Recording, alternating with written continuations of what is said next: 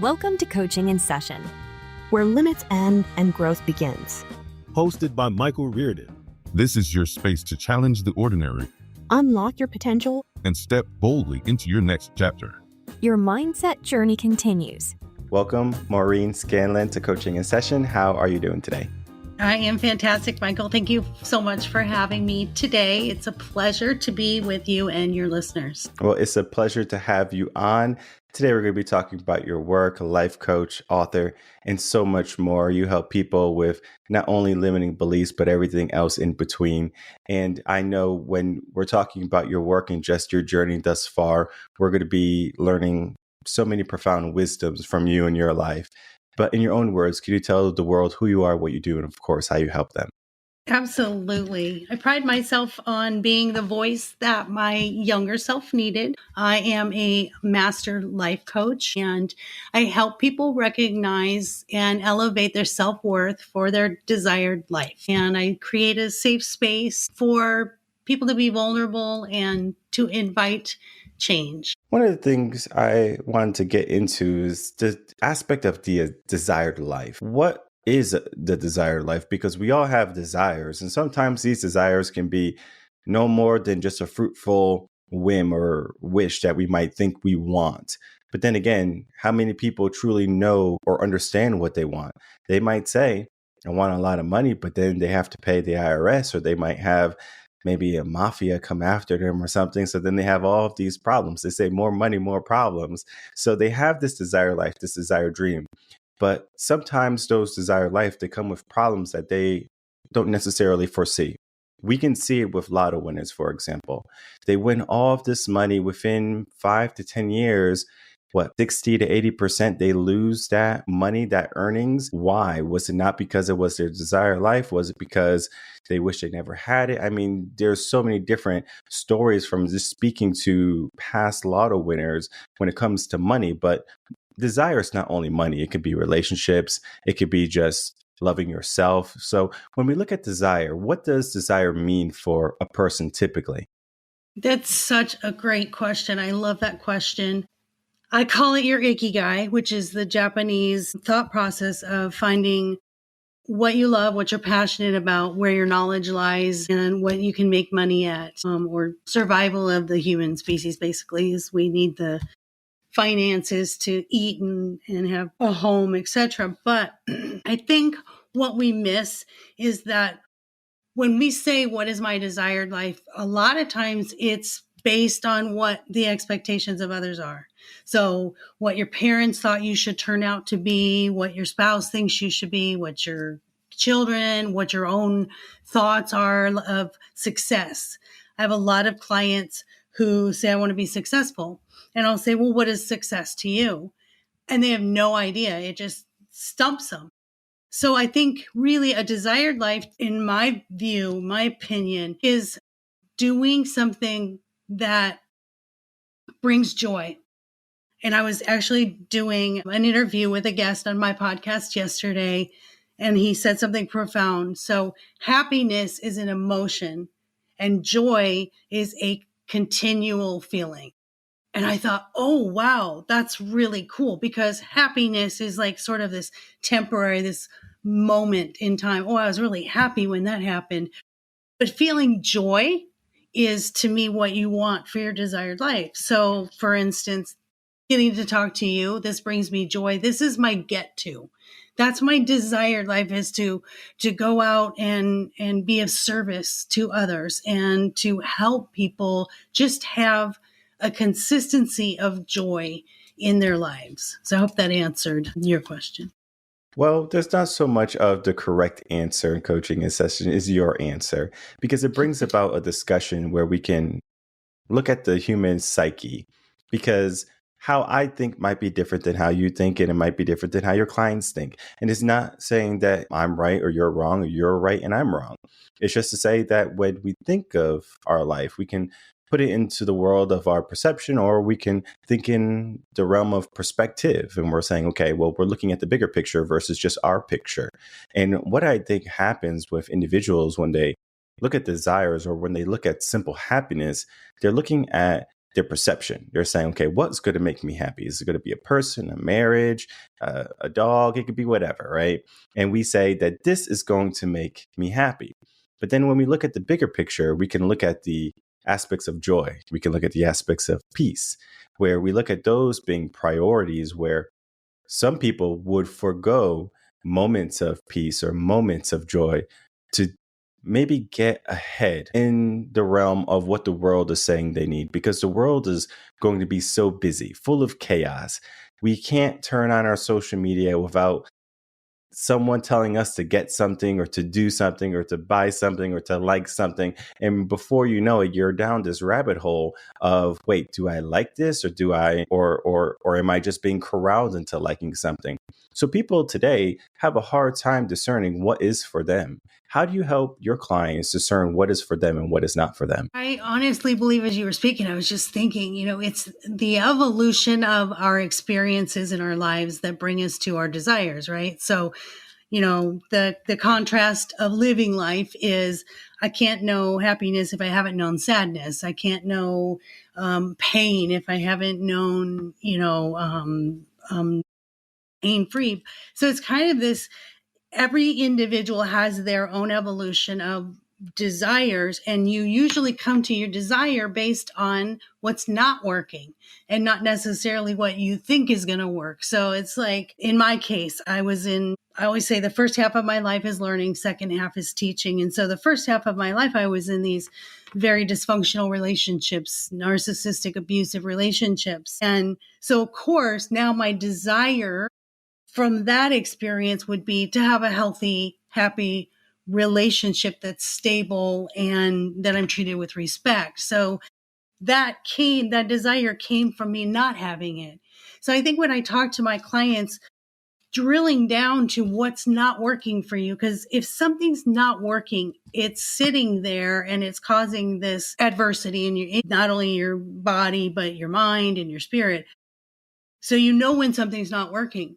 And so if we can work on first, tell me what's not working in your life. And that's really easy for people to say what's not working versus to come out and say, I want this thing.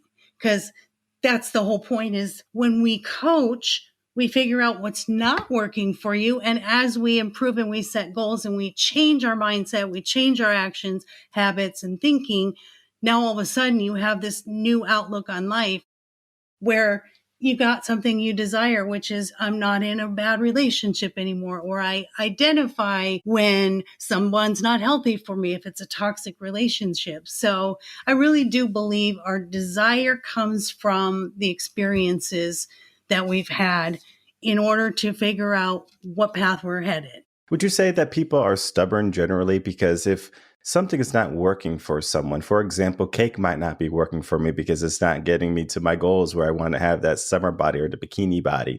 Maybe being in a relationship is not working for me because they are, again, abusive, or they're doing something that is not, fulfilling me. And maybe I stay in that relationship because I don't want to be alone. So I just say, okay, well, I would rather not be alone than just have to, go through this. So like, I would just say, okay, being alone sucks more than being abused, or something along those lines. So it's like we trick ourselves to stay somewhere where we're not. And I even find it when people have like their potential, right? They can do something with their life. They can do something more. And it's just like, yeah, this is comfortable. This is easy. I have it all set, where I am at right now. Why should I even have to push? So then when we get into the realm of someone thinking about what is next for them or what is better for them, and they are still in this mindset of thinking, if it's not working for me, but I'm just going to accept the parts that make it feel good. What's your way to say, hey, let's start to think a little bit more differently, because you don't have to live at a lower frequency. We can start to live at a higher vibration. Right. There is a philosopher I heard that did a TEDx talk, and his name is Alan Botton. And the name of his TED talk is Why You'll Marry the Wrong Person. And something that he said sticks with me. And what he said was, we seek the suffering we know. And that is the fact of I'm more comfortable in the thing, even if it's dysfunction, than the unknowing or the I don't know what could happen. So if I stay in this routine, this habit, this cycle, at least I know what I'm getting. And that's really what keeps people stuck on that hamster wheel. So the first thing when it comes to clients, and this is every coach's, sort of dilemma is, you set goals for a client and then you meet up the next week and you say, hey, how'd you do on that? Oh, I really didn't have time to do that, or I really didn't focus on that, and I will make them accountable. So accountability, first of all, is very important when you have a coach. I hope they make you accountable, because if not, you're paying me for nothing. We're spinning our wheels, both of us. My time is valuable and so is yours. So accountability first. Second, the willingness. And the willingness is not just, I want to. It's what are you going to sacrifice? Because every change requires a sacrifice. It's a sacrifice of comfort. And that's the scariest thing, I believe, for people when it comes to changes. I don't want to be uncomfortable. But when you're so to the point where what you're doing isn't working, then embracing the uncomfortable or discomfort actually can be a beautiful thing. But it's changing that mindset to say, I'm going to try this new thing.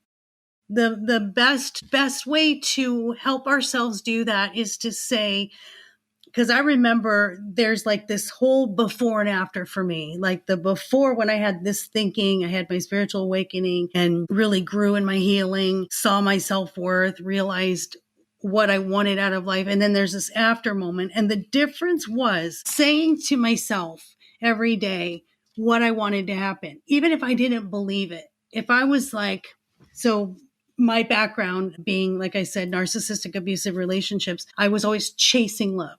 And I felt I had to do something for people to love me. So that's kind of a love addict thing. And listeners, I know you're out there with me, where it's a love addiction. It really is. So you chase it. You're constantly chasing love.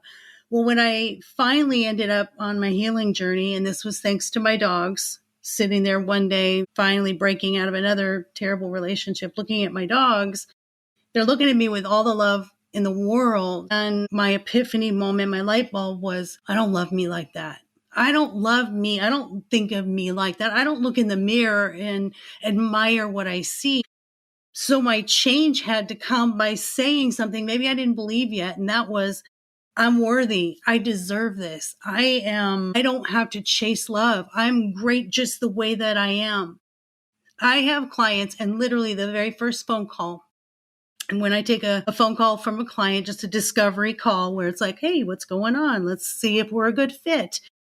And I remember just the shift in people. Every time I will have that first phone call and I'll say, wow, that is amazing. You picked up the phone. You are willing to confront these things that aren't working. Look how vulnerable you are. That is amazing. You are so amazing.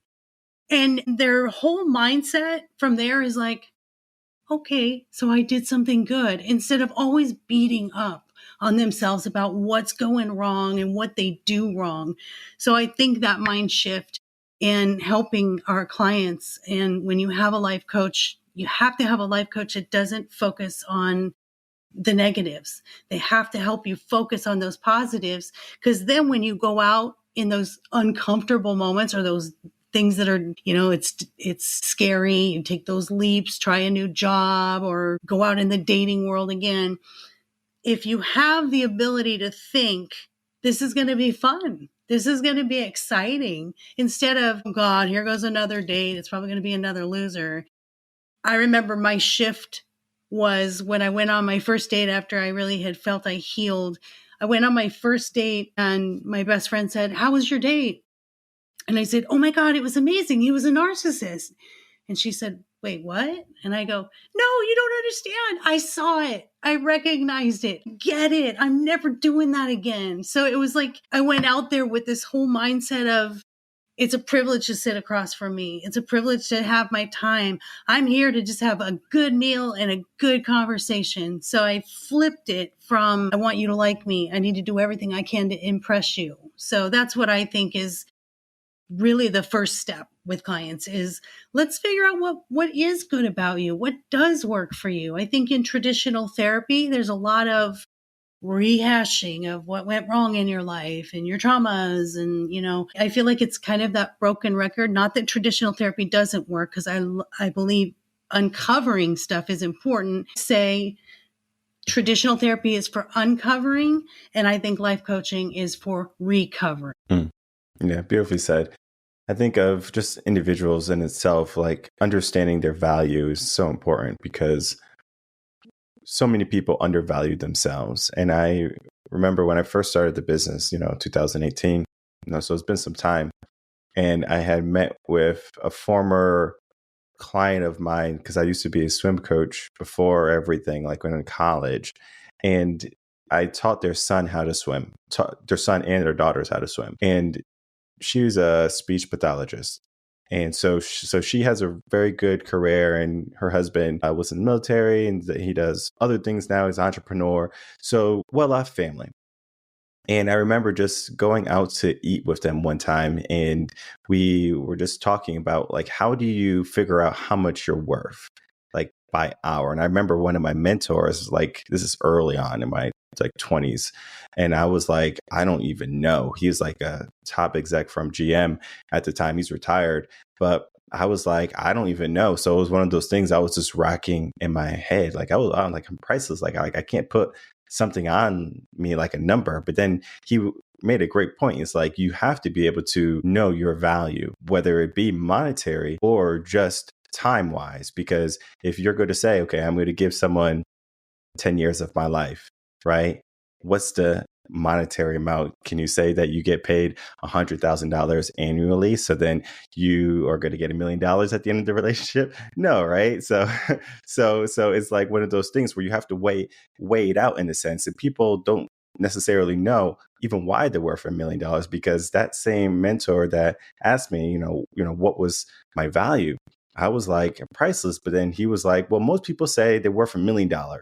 And then he questions, why are you worth $1 million or $100,000, whatever it be. And if it's too low, he's like, you're not valuing yourself enough. And then if it's too high, it's like, maybe we need to be more realistic, and we can work our way up there, because anyone can be a high value. Anyone can say, okay, I'm this today, but it doesn't mean I can't be that tomorrow.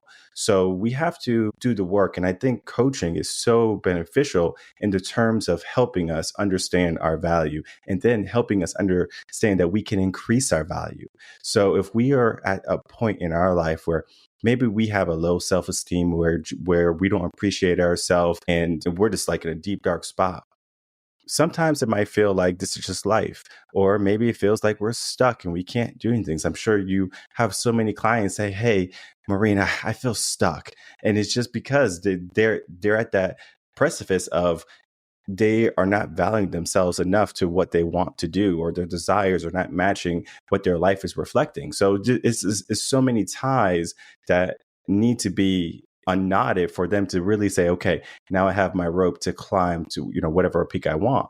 And I think of just this idea of personal development and self-help. It's becoming a big phenomena in our world today. And it was big in the 80s, big in the 90s, but it has evolved over the years, where now personal development, self-help is almost like a necessity. Before, it was a really good thing to do, but now it has become a necessity. Why do you think the transition has come from something that was a good idea to is needed in our world today? That's a wonderful question. I love that so much. Really, again, I think culture has changed so much. Pop culture has changed. Socialization has changed. I really think COVID was like this turning point of literally and figuratively going inside. And people like changed their whole outlook of who they are, what their life looks like, what they want from life.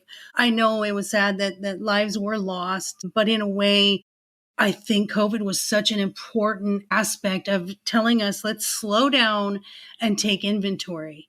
And I think from that point on, coaching has just taken off. And one of the reasons I think coaching is a necessity is, like I said, the traditional therapy, they're really focused on, and it's funny, you'll see some therapists that say now that they're a therapist and a coach, which is interesting. But that's exactly what happened. Was we used to rehash, and I had clients who have come and said, I've been in traditional therapy for years, Maureen, and 6 months with you, I've changed everything. I think why it's a necessity today is because it's maintenance. So we're not just approaching this from when you have a problem, go see your coach. It's a maintenance thing. It's like, I'm going to check in with my coach every week or every other week. They're going to hold me accountable.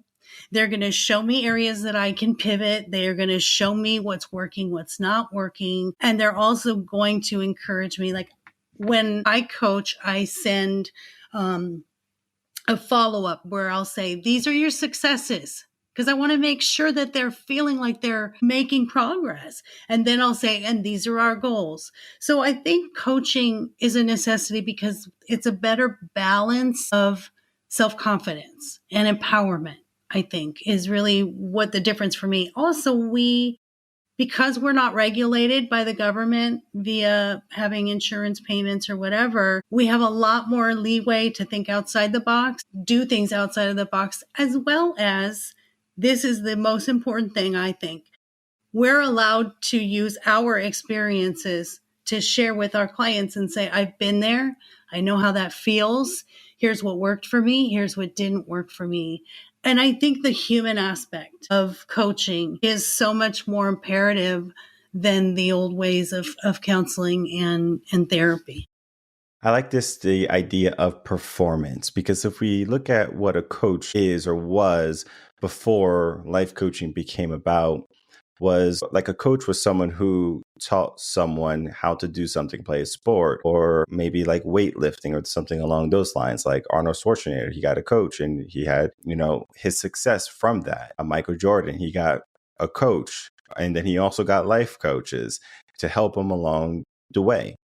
We can't look at an NBA player today that has succeeded great things, from Steph Curry to LeBron James. They all have life coaches and they spend a lot of money on them. And I'm not saying that you have to spend a lot of money on a life coach. It's just that they prioritize their personal development. They understand that in order to excel and to increase their performance in life, they need someone to push them, because, hey, I'm human too. I have my coaches and I know when I need to see them or talk to them, because maybe one day you're just feeling a little bit low, feeling a little bit lethargic, feeling a little bit lackadaisical, you're feeling a little bit nonchalant, and you just need a kick in the butt. And it's not so much a kick in the butt to say that I'm doing something wrong.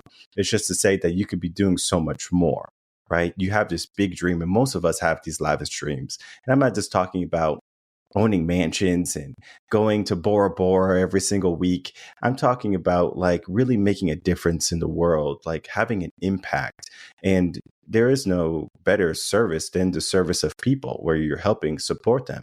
And most people who have achieved great wealth in life, they will always say that, giving is so important to them. They have all this money, more than what they know what to do with it, but they want to give back. They want to help. So it's this idea of being useful as well, because if a person is living paycheck to paycheck, or they're trying to figure out, what is their value in life, they're going to have a hard time helping someone when they're having a hard time helping themselves.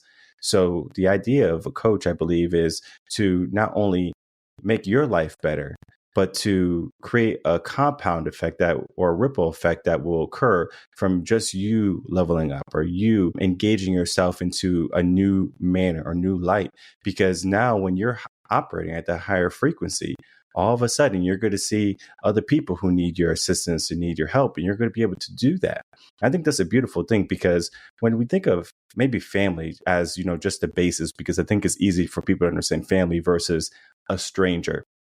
Most people, they want to see, especially if you're a parent, most people, they want their, or parents, most parents, they want to see their kids do well. They want them to maybe go to the best schools, live in the best homes, and to have food, etc. For example, my son right now, he's sick, right? And he went to school yesterday. School sends me a message.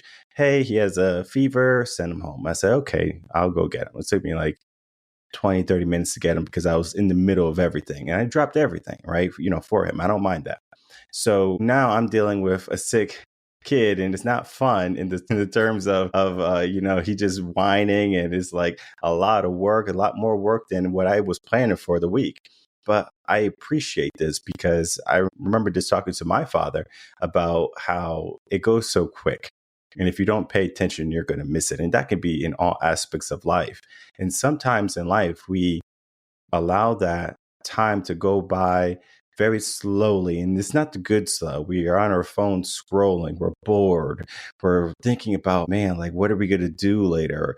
You spend an hour trying to watch a movie, but by the time the hour is done, you didn't watch a movie and it's already bedtime. So it's just like you wasted an hour doing something. So when you're helping clients transition to the next level or transition into a new light, what are some tools you equip them with? Is it like reading, meditation, journaling that will help them prime themselves to do the things that are going to help them rather than, I don't want to say deter them, but slow them down or act as anchors in their life? That's, I could go on for hours on this one. I also teach neurodivergent people, and I myself am neurodivergent. So when it comes to ADHD or autism, our brains are in fast forward. And so that's a great question, like getting us to slow down. And whether you're neurotypical or neurodivergent, it doesn't matter. We're in such a rush, right, in life. I am a big advocate for starting a routine, like a morning routine that's just for you. And it's hard for people such as myself, like ADHD, to sit down and just do like a quiet meditation. So you can find a different way to do that. I love music. I love outdoors. So for me, that's my meditation, is just going outside, and I have a beautiful nature preserve behind me. So anything that makes you start your day well and just feel good, and just taking that time for yourself. Because what do? We jump out of bed, we look at our phone, we hurry up, get the kids ready, make breakfast, we're taking phone calls, we're taking emails and texts. It's like we need to unplug. The phone thing is a serious thing right now. It's an addiction. And it's interesting. I'm raising my grandson. He just turned 18. We got him to 18. And he's such an old soul. He's like, I want a flip phone, Grandma. I don't want access on my phone.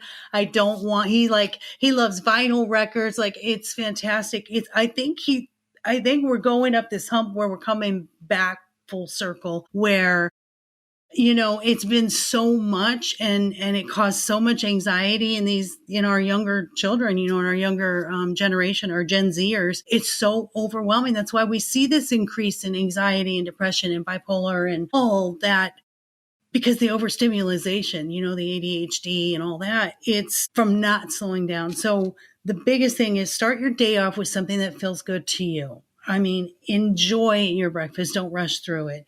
Take a moment. If the kids are doing whatever they're doing, take a moment for yourself in the bathroom or in the shower and just sort of decompress.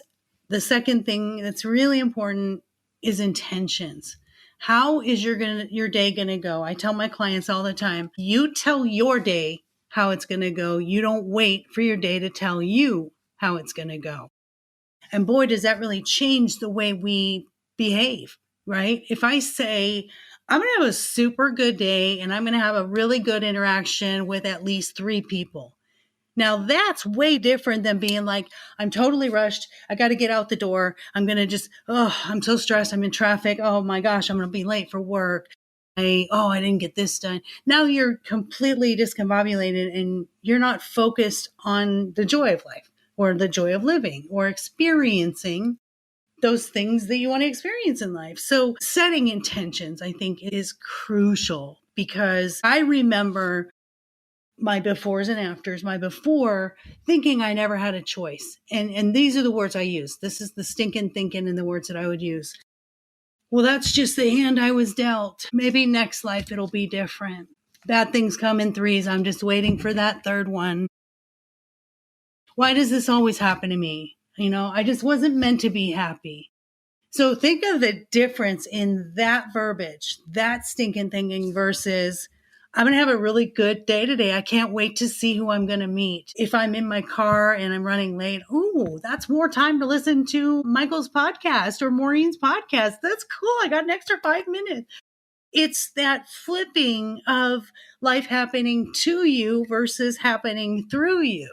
It's like everything that's happening in my life, there's an intention behind it. There's a reason for it. I've asked for this because I needed to learn. And when I learn it, I get to teach it.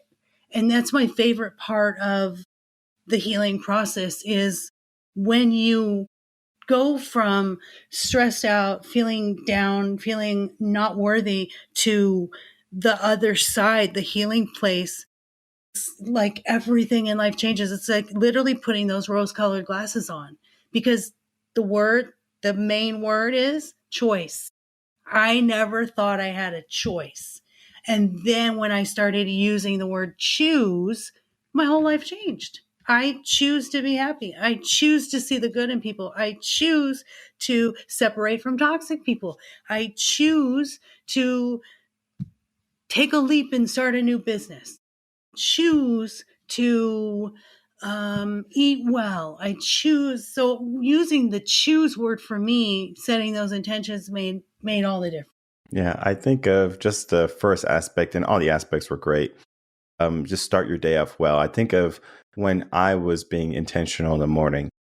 I made my bed. And if you asked me to make my bed when I was younger, I would fight. I would yell. I was like, no, mom and dad, I'm not making my bed.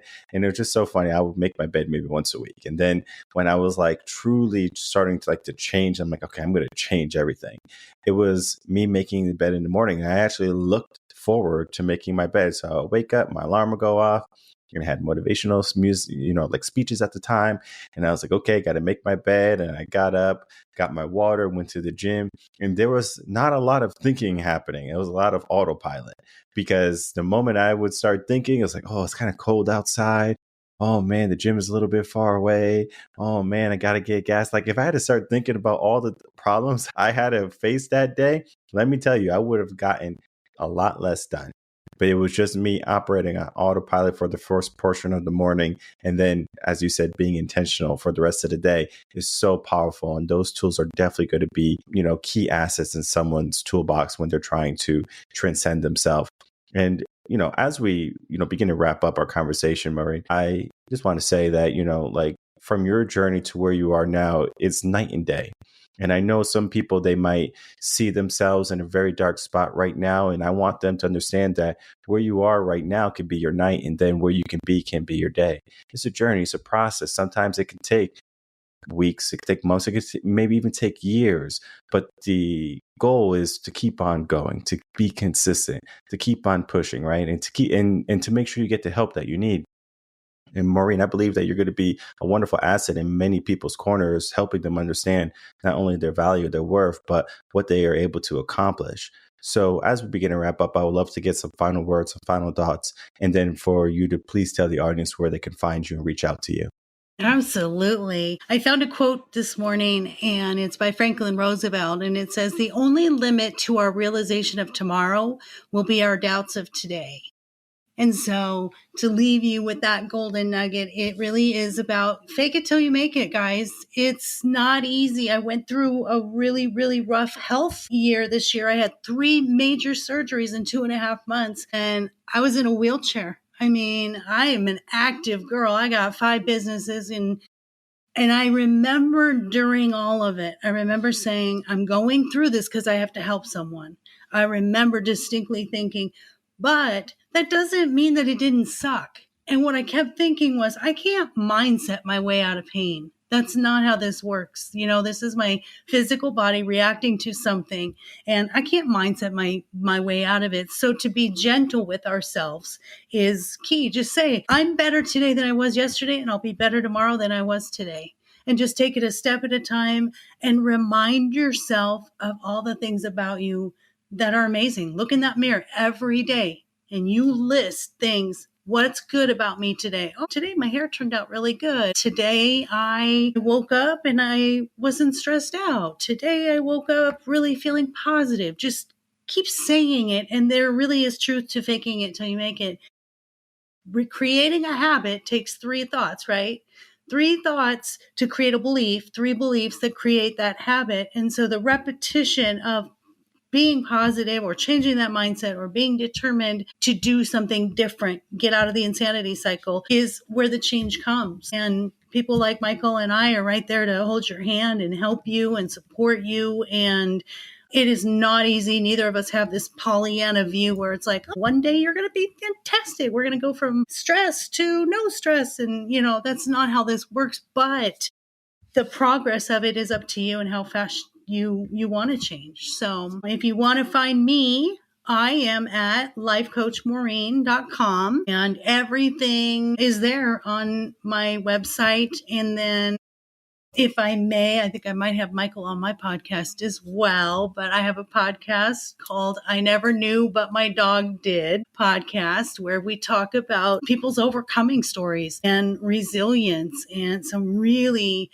painful, heartbreaking things that people have experienced in life and how they made it through. And, when you hear stories that are just devastating and you go, my goodness, if they made it through, why am I complaining about, the laundry in the corner? It's really, and there's also just relatable things. Like, I'm going through a really bad relationship right now. And Maureen has been there, and she talked about how her ex-husband almost killed her. It's this relatability, and we're not made to be alone. We are made to be in relationships with one another and to help one another. We're a pack. We're a pack society. Reach out to people, be open and vulnerable, and ask for help. Because people like me, I want to help. That's what I live for. I'm a light worker here on this planet. It's my get to. So thank you so much for this time, Michael, and for allowing me to